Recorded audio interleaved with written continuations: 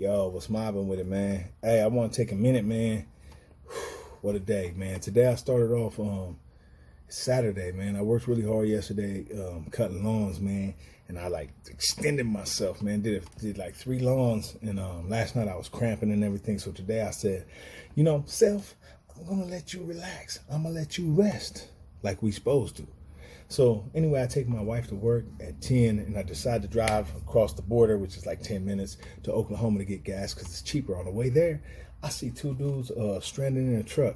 Well, I saw the truck going by the first time. And so the second time on the way back, I noticed they had a flat. They were still where they're at. So I pulled over like, what's up? Y'all need some help? And these dudes, 2 70-year-old men, and just stranded, didn't know what to do. They've been sitting there about an hour.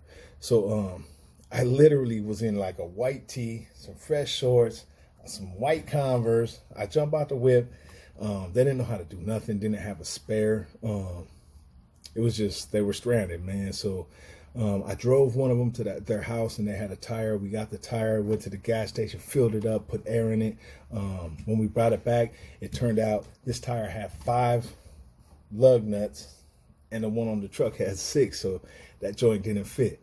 So, we ended up getting the actual tire off, which took forever. I spent about an hour trying to get it off. One of the bolts was stripped, and so we in the middle of the highway, the center island, banged the inside with a hammer. After a while, it came off. Ended up going to a shop downtown in Arc City, and we got the tire changed, brought it back to them, put it back on, and they were up and running in about 3 hours. So I was tired, so I come home. I'm like, okay, well, it's about 1 o'clock now. I'm a rest though. I'm a rest like we supposed to. But as I'm sitting here, a youngster come and knock on my door, and I see my phone go off. The ring goes off, and I look, and I'm like, who is this, man? There's 2 youngsters, and I'm at the 431 house, man, Hog Mob Discipleship House, and these kids came up, and they were having trouble with. One of their little cousins was starting mess. Parents was tripping, all that.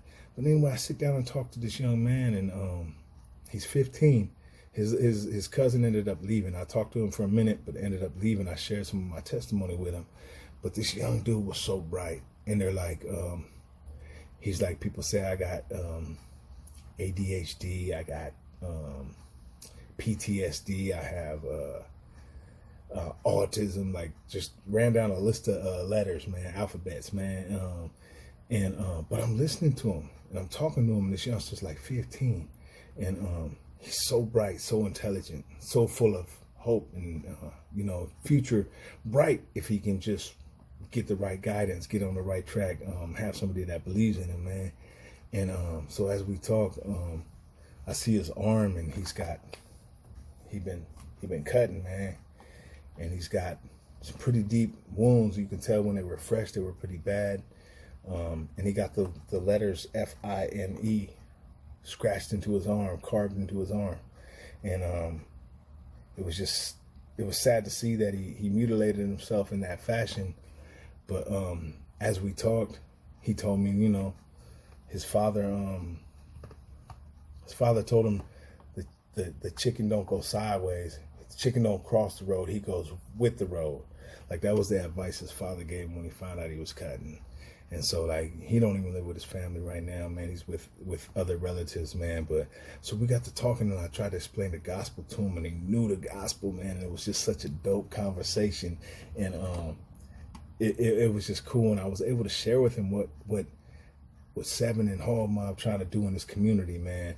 And when we open up this 431 house, it's open, but when we open it to the structured program that we have and the curriculum that we have, I can see where this town, this city is going to reap so much from it, and it's going to be such an awesome experience. So I just really, I can't wait, man, because I was able to share with them what we're going to do, what kind of courses we got, the Bible studies we got, the outreach we got, the gym we got, the boxing bags, the speed bags, the TVs, the computers, the whole 9 of what we're doing here. And it's awesome to be a part of this, and I can slowly see it snowballing and seeing how it's building up.